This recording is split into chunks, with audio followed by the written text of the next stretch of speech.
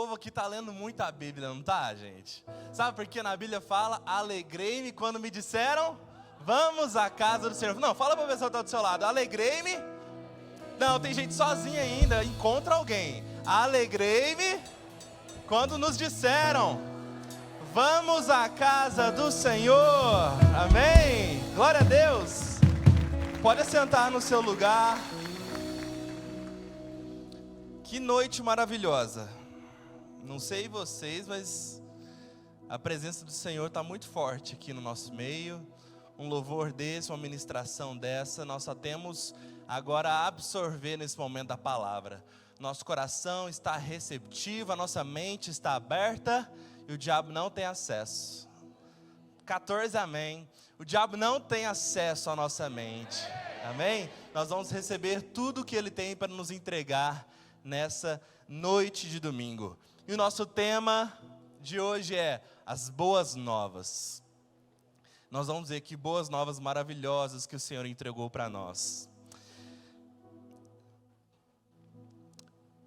Jesus, Ele é a pedra, Ele é a pedra de esquina, como a Bíblia fala, onde todo o evangelho, onde tudo se baseia, onde tudo acontece. E Ele tem boas novas para nós, Ele tem mudança de vida para a gente. Você chega aqui na igreja, você vem ou por amor ou por dor, não é?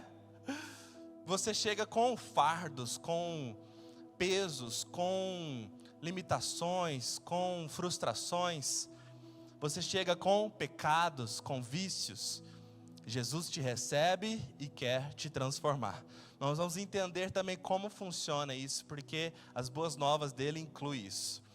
No início de tudo, nós temos ali Adão e Eva. Adão e Eva pecam. Adão e Eva erram. Vamos ler como está escrito lá em Gênesis 3, alguns versículos do 6 ao 9. Ali, Eva, a serpente vai até Eva, vai até eles, e aí ela faz.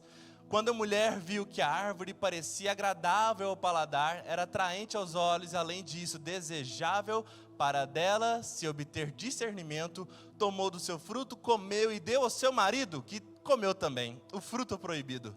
Os olhos dos dois se abriram e perceberam que estavam nus. Então juntaram folhas de figueira para cobrir-se. Ouvindo o homem e sua mulher os passos do Senhor Deus, que andava pelo jardim. Gente, Deus andava ali pelo jardim. Quando soprava a brisa do dia, esconderam-se da presença do Senhor Deus entre as árvores do jardim. Mas o Senhor Deus chamou quem? O homem, chamou Adão, perguntando, onde está você? Não, aqui nós temos dois pontos interessantíssimos. O primeiro deles, a responsabilidade da santidade do seu lar é do homem. Tanto que na hora de responder por ele, quem Deus chama? O homem. Adão, onde está você? Aí ele já desconversa depois, fala, não, Senhor, a mulher que o Senhor me deu que fez. Ele joga a culpa para ela, ele terceiriza, sendo que os homens são sacerdotes. Até o nosso mini grupo discipulado, o grupo do WhatsApp é homens de honra. Homens tementes ao Senhor, homens valorosos, homens que realmente têm a presença e atraem a presença para sua casa é diferente. A mulher é uma mulher assim, feliz por ter um homem temente ao Senhor. A gente já falou várias vezes, é difícil você ver uma casa onde o homem é temente ao Senhor e a mulher não. Mas tem muitas casas onde a mulher é temente e o homem não. O homem tem um papel muito forte. Então aqui a gente vê um ponto muito legal que é o homem, a responsabilidade do homem ali. E aí o segundo ponto é, Deus em momento nenhum pergunta para eles, ou para Adão, Adão, o que você fez? Deus já sabia, mas Deus perguntou, onde você está? Por quê? O que Adão e Eva fizeram, tiraram eles do lugar onde Deus os colocou. O que você faz, o pecado que você comete te afasta geograficamente de Deus. Vamos colocar assim no universo. Você se afasta do Senhor. E aí Deus fica o quê? Onde está você? Ele não vem para te acusar ali naquele momento, perguntar: Adão, o que você fez, Adão? Ele pergunta: Adão, onde você está? Porque todos os dias ele ia para conversar com eles. Naquele momento Deus não achava. E falava assim: Adão, onde está você? O problema não é o pecado em si, é aonde o que você fez te leva. Aquele pecado te afasta do Senhor. Os nossos pecados nos afastam dele. E a Bíblia fala, a gente vai ver em vários momentos Jesus falando sobre isso. Ei, não peques mais. Nós vamos entender o porquê que ele fala: vai, não peques mais. É muito forte isso. Deus tem te procurado, ou Deus tem te perguntado: aonde está você? Ou você está ali pertinho, grudado com o Senhor, em relacionamento com Ele, Ele sabe: ô, meu filho está aqui, não preciso nem perguntar. Agora, quando o pecado entra na nossa vida, nós nos afastamos dEle, aí Ele tem que perguntar: ei, nome tal, ei, Adão, ei, Eva, aonde está você? Você estava aqui no lugar que eu te coloquei, mas aonde está você? E aí a gente vê que o pecado entrou e os separou do Senhor. E olha o que é interessante. Jesus vem depois como o segundo Adão.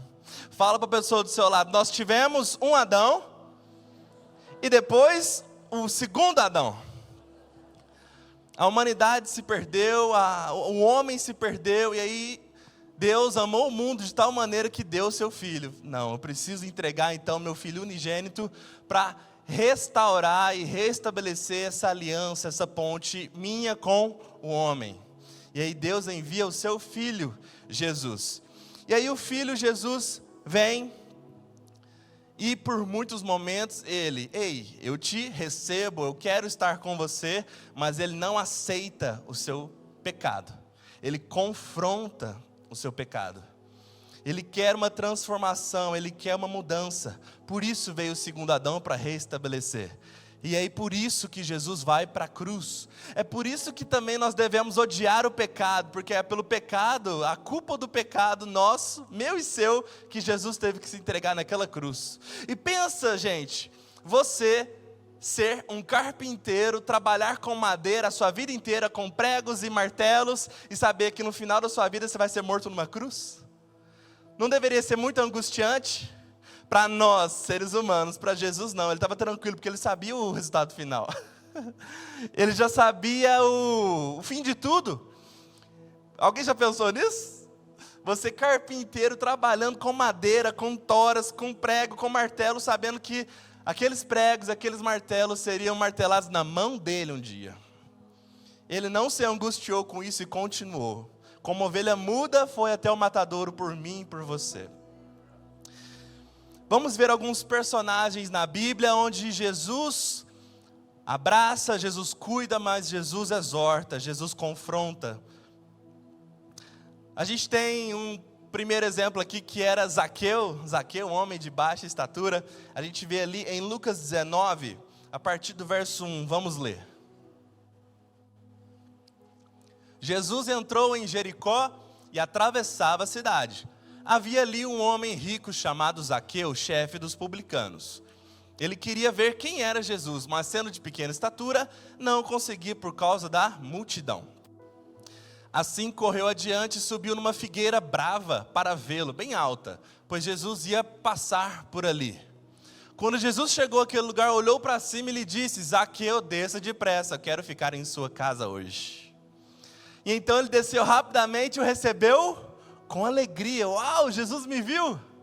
Todo o povo viu isso e começou a se queixar. Ixi, olha a fala dos outros. Ele se hospedou na casa de um pecador. Mas Zaqueu levantou-se e disse ao Senhor: continue, isso, pode continuar. Mas Zaqueu levantou-se e disse ao Senhor: olha, Senhor, estou dando metade dos meus bens aos pobres, e se de alguém extorquir, alguma coisa, devolverei 4 vezes mais. Até aí. Até aí. Olha que interessante. Ao entrar, Jesus não falou nada com ele. Jesus não falou, você faz isso, isso, isso, cobra juros, é um cara que está tirando dinheiro dos pobres, está acabando com a economia aqui, não está dando certo você. Jesus não falou isso. Apenas a presença de Jesus na casa dele já fez ele confessar os pecados e já mudar de vida. Não sei se para você isso é impactante, mas quando a gente fala para nós atrairmos a presença de Jesus para a nossa casa, para a nossa empresa, para a nossa vida, para o nosso casamento, para a criação dos nossos filhos, é porque apenas a presença dele já é o suficiente. Quando ele entrou na casa de Zaqueu, Zaqueu falou, opa, tá bom, eu roubei, eu extorqui, vou cuidar disso, vou recuperar, e todo mundo vai sair bem na fita, eu peço perdão. E Jesus assim, ok, beleza, não falei nada. Mas imagina a presença do Senhor entrando na casa dele. E aí Jesus, então, ama e Jesus cuida.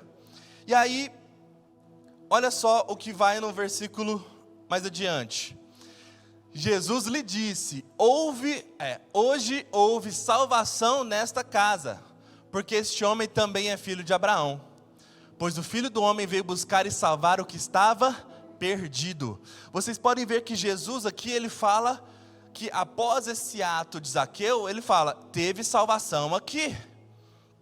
O que isso quer dizer? Algo estava errado. Jesus, ele confronta. Tanto que, se Jesus não fosse confrontar e fosse da hipergraça, tá tudo certo, tá salvo, é isso aí, Zaqueu ia falar, não, eu fiz isso e aquilo. Jesus ia falar, não, beleza, não precisa de mais nada. Não, Jesus fala, houve salvação, porque isso aqui estava errado. Não era para viver essa vida de pecado. Certeza que depois ali em off, sem alguém escrever, Jesus fala, Zaqueu, vai e não peques mais. Vá e não erre mais. Porque quando você erra, isso te afasta de mim. Quando você peca, isso te afasta do Pai. Então, isso é muito forte a gente entender que o que nos afasta do Senhor não são as circunstâncias, não são os problemas, não é o diabo, é o nosso pecado, o que te afasta dele. Zaqueu é um exemplo. A gente pode ver o próximo exemplo que é bem forte, é um dos mais citados na Bíblia, que a gente vê da mulher adúltera que estava para ser apedrejada. Olha o que está falando em João 8, a partir do verso 3. Os mestres da lei e os fariseus, ou seja, os religiosos, que não eram comprometidos com o evangelho genuíno, trouxeram-lhe uma mulher surpreendida em adultério, fizeram-na ficar em pé diante de todos, e disseram a Jesus, mestre, esta mulher foi surpreendida em ato de adultério. Na lei, Moisés nos ordena apedrejar tais mulheres. E o Senhor o que diz? Eles estavam usando essa pergunta como armadilha, a fim de terem uma base para acusar Jesus. Mas Jesus inclinou-se e começou a escrever no chão com um dedo. Visto que continuavam a interrogá-lo, ele se levantou e lhes disse, se algum de vocês estiver sem pecado, seja o primeiro a tirar pedra nela. Inclinou-se novamente e continuou escrevendo no chão. Os que ouviram foram saindo, um de cada vez, começando pelos mais velhos. Jesus ficou só com a mulher em pé diante dele. Então Jesus pôs-se em pé e perguntou para a mulher, mulher, onde estão eles? Ninguém a condenou? Ninguém, Senhor, disse ela. E declarou Jesus, eu também não a condeno. Agora vá e abandone a sua vida de pecado. Jesus ama tanto aquela mulher, Jesus ama tanto a gente, que Ele não vai te abandonar. Ele quer te curar, Ele quer te receber como você está, mas Ele precisa confrontar e denunciar o pecado. Ele recebe, Ele ama aquela mulher, mas ali Ele também confronta o pecado de todos aqueles homens. Na Bíblia do discipulado que eu tenho, tem uma anotação muito interessante que eu vi, que tem historiadores ali da época que falam que quando Jesus está no chão escrevendo com o dedo, sabe o que Jesus estava escrevendo na terra? Os nomes das mulheres que aqueles homens se relacionavam. Enquanto eles iam falando dela, adúltera, não sei o que, Jesus não expôs cada um ali, mas ele só escrevendo o nome de cada mulher que eles se relacionavam. Eu acredito, gente, Jesus era confrontador. Não falou nada para eles, ele estava aqui só de boa escutando e no chão escrevendo o nome das mulheres. Essa aqui você está cobiçando, essa aqui você está traindo, essa aqui você está fazendo isso. Tá só escrevendo o nome das mulheres. E aí diz que, ao ouvirem o que Jesus estava falando, e eu creio que ao ver o que estava escrito no chão, foi saindo um a um. Foi saindo um a um a partir do mais velho para o mais novo. É muito forte isso, não é? Você ali com o pecado, como que você vai condenar e julgar outro? Jesus mesmo não veio para julgar. Deus é quem vai julgar no final. Jesus veio para curar, para libertar e fazer o caminho de volta ao Rei. Todos os caminhos levam a Deus? Não, apenas um. Ele, Jesus, é o caminho, a verdade e a vida. Ninguém vai ao Pai a não ser por Ele. Não existe outro caminho. Mas Ele é o intercessor nosso, Ele é o nosso advogado, a Bíblia fala. Ele vai estar ali falando assim: ei, se arrepende, cuida do seu coração, porque no final dos tempos Deus vai vir para julgar e condenar, e você vai ter dois fins: estar com Ele na glória para sempre, ou ficar ali num verão que nunca acaba. Muito forte, um lago de fogo, onde não adianta nada, já foi, é eterno. Jesus veio para fazer isso. E aí aquela mulher fica contra a parede, com várias pessoas julgando e condenando ela, sendo que eles estavam até mais podres do que ela. Nós, como seres humanos, não vamos julgar e condenar uns aos outros, aos irmãos, mas nós podemos confrontar o pecado.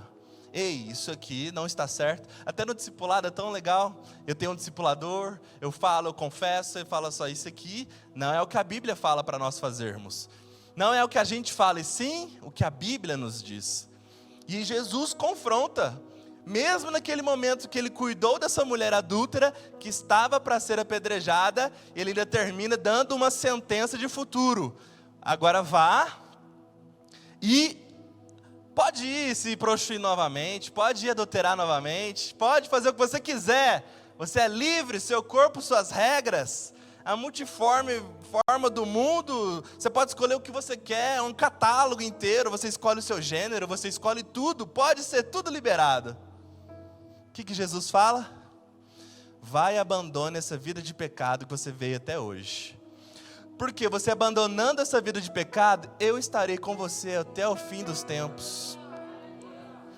Aí você escolhe se você quer ter Ele com você até o final dos tempos, ou não. E aí, justamente nesse momento que a gente entende o porquê verdadeiramente ele fala: vai, não peques mais. Como a gente já aprendeu, o pecado nos distanciou de Deus, nos distancia e ainda vai continuar nos distanciando dele se nós continuarmos pecando. Por que que Jesus, ao curar, Jesus ao exortar, Jesus ao cuidar, fala para aquelas pessoas: vá, mas não peca mais, não erra mais nesse ponto, não erra nisso, cresce, evolui, porque Ele quer continuar tendo um relacionamento comigo e com você. Ele não quer te abandonar sozinho. A Bíblia fala: tereis aflições nesse mundo, mas tem de bom ânimo. Vocês vão passar por dificuldades. A Bíblia em nenhum momento nos garante que vai ser tudo 10, tudo light, tudo maravilhoso, prosperidade assim, financeira assim, a todo vapor, empresas decolando. Não. O que ele fala? Ele promete que estará conosco. Podemos enfrentar as mesmas dificuldades que qualquer pessoa que não é filho de Deus, porque todos são criaturas até o momento que você entende que Ele é o seu Pai, por espírito de adoção, junto a Jesus, você é filho. E aí, sendo filho, você já tem algo diferenciado, que é a presença dEle com você. Então você, imagina passar pelas mesmas dificuldades que você passaria durante sua vida toda, só que você ter Jesus junto com você. A única garantia que nós temos é que Ele estaria conosco até o final dos tempos. Agora, por que pecar? Por que errar? A presença do Espírito Santo, o Espírito Santo é muito sensível. Lá na nossa casa, a nossa oração é: Espírito Santo, não abandone nosso lar. Quando a gente foi casar, nós estamos entrando na nossa casa e o Teu Espírito Santo vai junto conosco. Sem a Tua presença nós não vamos. Na sua empresa, no seu casamento, em tudo, peça a presença do Espírito Santo, só que Ele é muito sensível. Se você viver uma vida de pecado, Ele vai se afastar. Ele não suporta aquilo. O Espírito Santo é puro, Jesus é puro, Deus é santidade. Ele espera isso do nosso coração. E Ele quer ter esse relacionamento duradouro comigo e com você. Temos mais um personagem bíblico aqui, que era aquele homem, aparentemente paralítico, que ficava no tanque de Betesda. O tanque de Betesda era um lugar onde milhares de pessoas enfermas de todos os tipos, de todas as formas, ficavam lá, porque de certos em certos tempos, de tempos em tempos, não se sabe quanto tempo, um anjo do Senhor vinha e tocava a água. O primeiro a pular na água era curado. Gente, olha como era antes de Jesus, assim, antes da entrega de Jesus naquela cruz. A cura sobrenatural era de tempos em tempos, de difícil acesso, num tanque, onde o anjo tocasse a água, o primeiro a pular. Ele, por ser paralítico, era muito difícil ir correr. Ele fala para Jesus: Jesus, quando o anjo toca a água eu não consigo, porque na hora que eu vou, todo mundo já foi. Ele fala isso. E ele fica nessa enfermidade por 38 anos. Jesus olha, Jesus só fala: pode levantar, pega a sua cama, pega o seu leito e anda. E ele pega o leito dele, levanta e anda. E olha só o que vem escrito em João 5, 14, 15. Após essa cura, olha o que é interessante. Mais tarde Jesus o encontrou. Gente, olha isso. Onde Jesus encontra esse ex-paralítico? No templo. No templo. Ou seja, ele foi curado, ele foi restaurado, e ele falou: não, eu preciso ir para a presença do Senhor, lá é o meu lugar, é no templo, ali que eu adoro ao Deus Todo-Poderoso. Olha isso. Ele foi curado e ele falou: não, eu preciso então seguir esse rei, seguir esse Deus. Eu não posso viver a minha vida de pecado como era. Olha só por quê. Mais tarde, Jesus encontrou no templo e lhe disse, Jesus ainda afirma e confirma: olhe, você está curado, mas não volte a pecar, para que algo pior não aconteça a você. O homem foi contar aos judeus que fora Jesus que o tinha curado. De verdade, existe algo pior do que 38 anos paralítico? Aí eu te respondo: existe. Ficar sem Jesus, sem ter Ele com você, sem o relacionamento desse amigo, do Espírito Santo na sua vida, não tem como. Olha o que Jesus fala: ó, você está curado, agora você vai, mas você não vai pecar mais, porque se você pecar, algo muito pior vai acontecer. Eu não estarei com você mais. Não existe nada pior do que Deus, do que Jesus olhar para você e falar assim: ei, eu não vou caminhar com você mais. Você veio até aqui sozinho, mas a partir daqui, eu lavo as minhas mãos. Imagina Deus falando isso para você. Jesus, olho no olho, era Jesus ali, como homem, olho no olho falando: algo pior vai acontecer se você voltar a essa vida de pecado. Eu não estarei com você, eu não me relacionarei com você. Tudo que nós queremos é a presença, tudo que nós queremos é Ele conosco. Sem Ele conosco nada adianta, nada podeis fazer. Faz aí uma respiração bem profunda e usa os seus pulmões, os 2 pulmões aí, faz aí agora, faz assim, ó. Mais uma vez, vamos lá. Quem consegue explicar a existência desse ar, entrar nos pulmões, virar um oxigênio, ir para a sua corrente sanguínea? Sem Deus, nem a gente estaria aqui de pé. Nem a minha mãe comenta algo que eu também acho muito curioso. Como que a gente dorme e acorda? Como que você dorme, passa ali algumas horas, sei lá, 3, 4, 5, 6, 7, 8, em férias, 10, 12 horas, você hiberna, aí seu olho abre, novo dia. Sério, alguém já parou para pensar isso? Não é possível que é só a gente lá em casa que pensa isso. É algo demais, não é? É demais. Oi? Não, isso aí, como que um loiro maravilhoso, de olhos azuis, é criado no ventre da Gabi? Gente, como que o João é formado? Aí vem o Salmo, né? 139. Os ossos ainda não eram nem conhecidos e já eram formados. Os dias dele já eram escritos na barriga. Nem a medicina consegue explicar como aquilo ali é formado. De pequenas e microscópicas células se multiplicar e tornar um neném. Tornar uma pessoa. Então, nós devemos justamente não nos afastar dele, porque ele quer o nosso relacionamento, ele quer escutar você. Fala para a pessoa que está do seu lado, ele quer escutar a gente. Não, tem gente que não falou. Fala para a pessoa do seu lado, ele quer escutar a gente. Ele quer escutar o seu coração. Algo até no discipulado que a gente já conversou no nosso grupo, alguns homens às vezes falam assim, não, durante o dia todo eu fico conversando com Deus, né? Ah, Deus, sei o quê, eu falei, não, legal, show de bola. Mas isso só mostra um nível de comprometimento com Ele. Quando você para algum momento do seu dia, não na correria, você está lá do nada e fala, oh Deus, valeu, tamo junto. Não. Quando você separa um momento do seu dia, vai para um lugar mais separado, que não precisa ser o quarto da sua casa.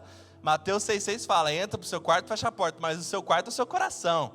Qualquer lugar que você estiver, você pode simplesmente parar e separar ali um momento e entregar ao Senhor a sua oração. Porque Ele quer ver o seu coração. Então, se você durante o dia só fica falando, Ele não recebe de forma de comprometimento muito maior. Ele quer escutar você com o seu coração totalmente aberto e receptivo também para escutar Ele. O que você pode fazer durante o dia é uma prática espiritual muito forte, que é oração em línguas. Está lá no trânsito, show, queirabassor, elerabá, com o vidro aberto, vão passar, vão achar você meio maluco. Mas o que a Bíblia diz? Eles não te conhecem ou vão te julgar porque não conhecem aquele que o enviou. Então eles não conhecem Jesus. Se passou outro crente do lado também orando línguas no carro, é uma maravilha. Sai até fogo ali dos dois carros, gente.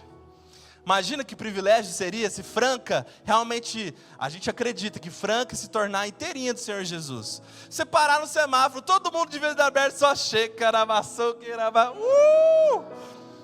Aqui não tem aqueles semáforos com 5, 6 faixas assim, né? Mas imagina, vários carros assim, um encostando do lado do outro, orando em línguas. É isso que Deus imagina. A gente pode pensar que é muito utópico, muito difícil, mas é isso que Ele pensa. É isso que Ele vê como relacionamento. A oração em línguas é uma oração que o seu espírito conversa com o Espírito de Deus. E nem você entende, mas é algo que edifica dentro de você uma fé inabalável. No dia mal você vai ver a diferença que isso faz. Vamos continuando, meu Deus. Olha que interessante. A gente tem ali, nem vou trazer aqui, mas tem lá em Mateus 9, verso 20 a 22, sobre a mulher do fluxo de sangue. Há mais de 12 anos com fluxo de sangue, desesperada por uma cura, tinha gastado todos os seus recursos, e ela vê Jesus passando ali pela cidade, e ela corre e agarra ali nas orlas da veste de Jesus. E Jesus para e fala, eita, peraí, alguma coisa aconteceu, alguém me tocou. Aí os discípulos ficam zoando Jesus. Oh, Jesus, você está de brincadeira, tem uma multidão que está te apertando, como que você fala que alguém te tocou? Ele fala, tocou, porque de mim saiu virtude. Aquela mulher foi curada instantaneamente, o coração dela, a mente dela, o corpo dela exalava fé, e a fé dela curou ela apenas ao tocar Jesus. Mas o que é interessante? Mesmo que Jesus não te veja ali com os olhos físicos, Ele quer que você seja curado e restaurado. Mesmo que você não ache que Ele não está te vendo, Ele está te vendo. Você pode pensar assim, mas Ele não me vê, Ele não... Não, Ele está te vendo. Ele precisa de um ato de fé do seu coração. Ele precisa que você se achegue até Ele. Vamos continuar. A gente tem em Romanos, ali no final do capítulo 5, o apóstolo Paulo falando, aonde abundou o pecado, superabundou a graça. Aonde era uma vida de pecado, pode superabundar a graça do Senhor e ser uma vida totalmente transformada. Olha o que fala então, a partir do capítulo 6, que é uma fala que a sociedade atual tem e pessoas que vivem uma hipergraça mentirosa falam. Olha só o que o apóstolo Paulo diz. O que diremos então? Continuaremos pecando para que a graça aumente? Ou seja, ali antes estava falando, ó, onde abundou o pecado, sobreabundou a graça. Aí muitas pessoas usam isso, então eu vou continuar pecando porque a graça vai aumentar muito mais? Não, a vida de pecado deve encerrar. O que o apóstolo Paulo fala? De maneira nenhuma, nós, os que morremos para o pecado, como podemos continuar vivendo nele? Se o que eu faço foi uma das causas que Jesus se entregou naquela cruz, por que eu vou continuar fazendo isso? São os pecados ocultos, são os pecados de estimação, aqueles pecados que ninguém vê. Olha só na continuação do verso 11 e 12, olha o que fala. Da mesma forma, considerem-se mortos para o pecado, mas vivos para quem? Deus, através em Cristo Jesus. Portanto, não permitam que o pecado continue dominando o corpo mortal de vocês, fazendo com que obedeçam aos seus desejos. É muito forte. Jesus, Deus, através dele, do apóstolo Paulo, falando para nós, não deixe que esses desejos, esses pecados continuem guiando o seu corpo, guiando o seu espírito, guiando a sua alma, porque isso cada vez mais vai te afastar da presença dele. Olha o que está escrito em Atos 3, verso 19. Arrependam-se, pois, e voltem-se para Deus, para que os seus pecados sejam... 19 pessoas falaram. Para que os seus pecados sejam... Quando algo é cancelado, ele fica voltando. Quando você cancela, é cancelado, já não existe. Quando você se torna um filho de Deus, entende, pede perdão, os seus pecados são cancelados e jogados no mar de esquecimento. Quem vai toda hora para pegar lá e querer te falar alguma coisa? O diabo, o acusador. Ele fica ali naquela zona, naquela área, naquela região, buscando quais foram os erros que aquela pessoa cometeu. Quais foram os pecados que ela cometeu, que ela ainda está cometendo, que eu posso pegar e jogar, ou eu posso pegar, abrir uma brecha ainda maior e fazer coisas piores. E isso que o diabo fica fazendo. Mas Deus diz, arrependam-se, pois, e voltem-se para Deus, para que os seus pecados sejam cancelados. Quando a gente faz isso, nós voltamos a ter um relacionamento muito mais forte com o Senhor. Mas, mesmo nesses tempos atuais, mesmo nessa geração hipermoderna, a gente vê aí que existem, né, a gente pode citar que existem conspirações e por aí vai, mas na verdade vocês sabem quem que conspira contra o mundo? Eu e você, nós cristãos. O mundo quer viver de uma forma, a gente fala, não, os princípios absolutos são do Senhor.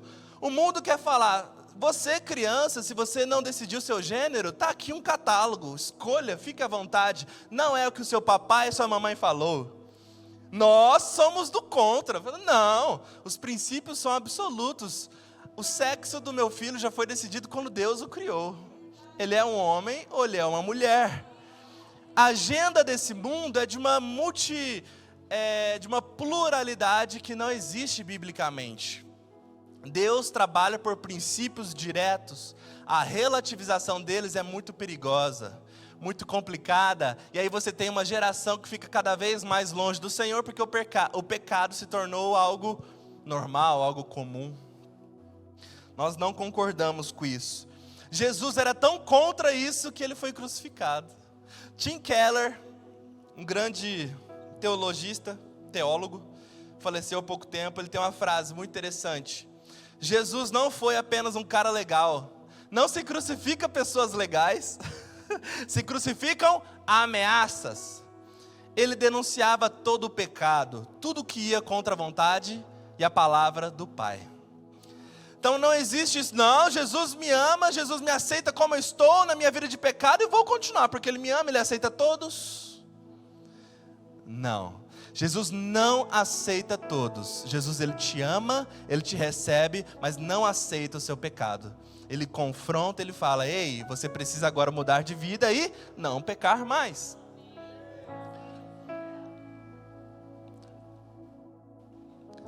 Jesus, ele é o nosso advogado nesse meio. Aproveite enquanto nós temos acesso a ele, que no final dos tempos vai ficar cada vez mais escasso. E o fim dos tempos está chegando. Na casa do Pai sempre vai poder todos, mas nunca vai poder tudo. Fala para a pessoa que está do seu lado, na casa do Senhor sempre vai poder todos, mas não tudo. O que vai contra a palavra do Senhor não vai prosperar, não vai acontecer. Agora, existe um ponto fundamental, um ponto interessante. Se nós denunciamos e confrontamos o pecado, mas não anunciamos a graça, nós caímos em religiosidade. Fica aquela igreja religiosa, dura, sem flexibilidade alguma, sem amor algum, porque denuncia só o pecado. Igrejas onde usam o microfone e o altar para falar do seu pecado, meu Deus. Se eu denuncio o pecado, mas não anuncio a graça, eu sou religioso. Agora, se eu anuncio a graça e não denuncio o pecado, me torno e caio em libertinagem. Aí então pode tudo. Está tudo liberado. Porque o pecado não é tão citado, não é tão confrontado, a graça do Senhor está sobre tudo, vamos continuar pecando. Não. Ao mesmo tempo em que Jesus denunciava o pecado, ele anunciava a graça, está aqui. Ao mesmo tempo que ele anunciava a graça, ele denunciava o pecado. Ambas as coisas andam juntas, é como um barco com dois remos. Se um lado só funcionar, você fica dando voltas, não dá? Agora com os dois funcionando, você vai adiante. Ao mesmo tempo em que ele denuncia o pecado, ele anuncia a graça. E a graça do Senhor vem através das boas novas. As boas novas que ali no tempo do deserto, no tempo antes de Jesus iniciar seu ministério, João Batista vaga pelo deserto falando: ei, ele está vindo! Aquele que possui as boas novas para nós está chegando. Essas são as boas notícias. O que é boas novas? Boas notícias. Fala para a pessoa que está do seu lado, boas novas são boas notícias. Existe uma boa notícia para você. Jesus tem salvação para a sua vida. Jesus quer te curar. Jesus quer livrar você desse pecado. Olha só, João 3:16 ao 18. Porque Deus tanto amou o mundo que deu seu Filho unigênito para que todo o que nele crer morra imediatamente, não pereça, mas tenha a vida eterna. Pois Deus enviou o seu Filho ao mundo não para condenar o mundo. Olha isso aqui. Deus enviou o seu Filho ao mundo não para condenar. É isso que ele falou com aquela mulher que estava sendo adúltera, que ia ser apedrejada. Eu não te condeno. Eu vim aqui para te salvar, mas para te falar, não peca mais. E Deus fez isso. Eu enviei justamente Jesus para fazer isso. Para não condenar o mundo, mas para que este mundo fosse salvo por meio de Jesus. Quem nele crê não é condenado, mas quem não crê já está condenado, por não crer no nome do Filho unigênito de Deus. Existem pessoas que podem falar para você que a verdade ela é difícil, é complicada, ou que pregar o verdadeiro evangelho genuíno afasta as pessoas da igreja. Mas na verdade a gente tem que entender que o verdadeiro evangelho e genuíno não deseja afastar pessoas da igreja, e sim afastar elas do inferno. A palavra verdadeira do Senhor não quer se importar se você vai sair ou não da igreja, mas quer saber se você não vai para o inferno. E aí, às vezes, uma palavra como essa que eu posso trazer, fica assim, discurso de ódio, que absurdo. Não, a graça do Senhor está acima de tudo, com certeza, mas assim como ele fala, vai, não peca mais, não erra mais nisso, não peque, porque se você pecar eu não estarei com você, não tenho relacionamento com você. E aí no final dos tempos ele diz também que muitos chegarão até ele e falam, uai, né, se tiver um pouco de mineiro, eu nem te conheço. Imagina, passaram a vida inteira vindo na igreja, esquentando o banco da igreja. E aí no momento de entrar ele no gozo do Pai, ele fala, eu nem te conheço. Não sei quem você é. Vai para outro rumo. Caça outro lugar para entrar. Aqui você não vai estar comigo para a eternidade. Nas bodas do Cordeiro você não estará. O que a gente pode concluir? Existe cura em um coração aliançado. O que é um coração aliançado? O que é uma aliança? Que inclusive, precisa achar a minha. Que tristeza, gente. Caiu lá no negócio do carro, não estou conseguindo, vou ter que desmontar o banco para achar onde está. É triste. A aliança, ela não tem fim, ela é redonda, mostrando algo eterno que não tem fim. A aliança não é quebrada. Pela parte de Deus, não. Por nós, ela pode ser quebrada. Agora, se eu mostro a Deus um coração aliançado, Ele vai liberar cura. Existe um amigo, Jesus, para os solitários. Existe um médico para os enfermos. Existe renovo em um espírito receptivo. Existe prosperidade em um coração generoso. Existe um pai para os órfãos. E existe um novo amanhã para os que morreram para o ontem. É essa palavra que Ele tem para nós.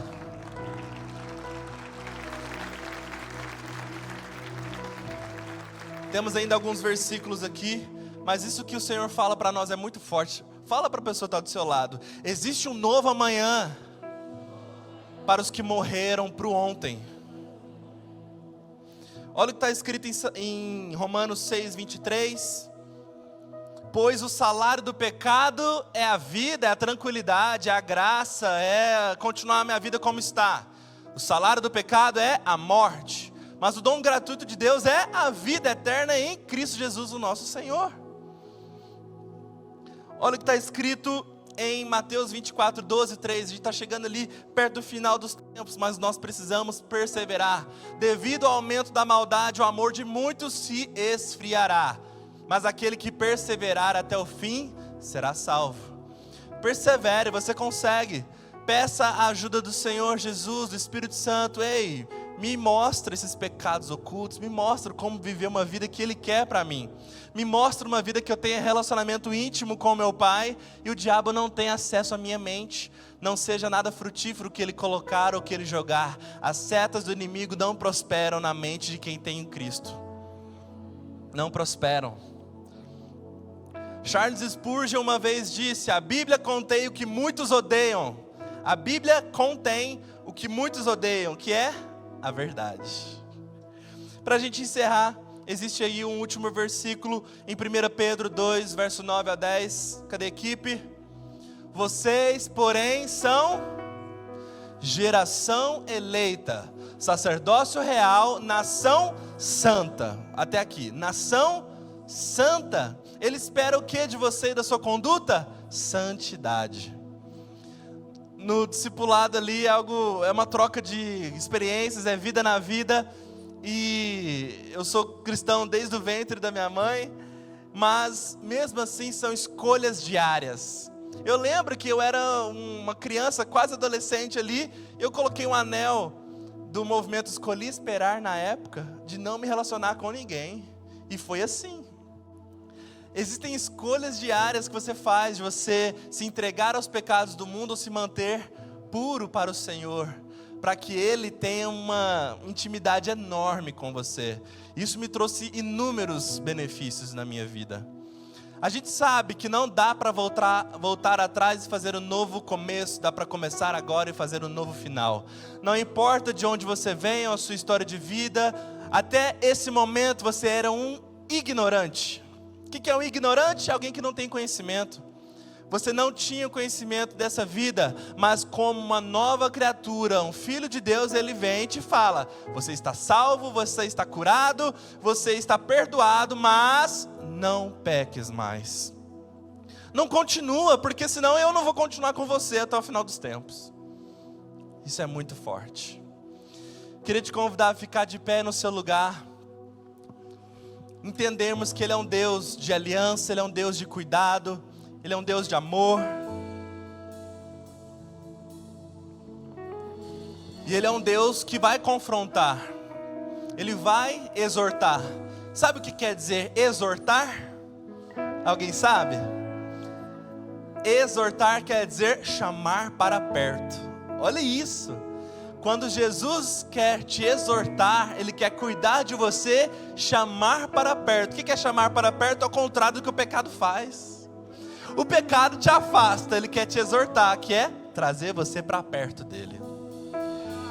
Nós somos santificados, purificados e alertados. Vá e não peques mais. Ele não quer que você viva uma vida pecaminosa. E sabe o que é interessante? Preste muita atenção nisso aqui. Por que Davi foi considerado um homem segundo o coração de Deus? E biblicamente você vê ali vários apontamentos de pecados bem punk, né? Bem fortes os pecados de Davi. Pecados que talvez eu e você nunca iremos cometer. Mas um homem que pecou daquele nível, Deus ainda fala, ele é um homem segundo o meu coração. Sabe por quê? Logo após ele pecar, ele se arrependia e voltava para Deus.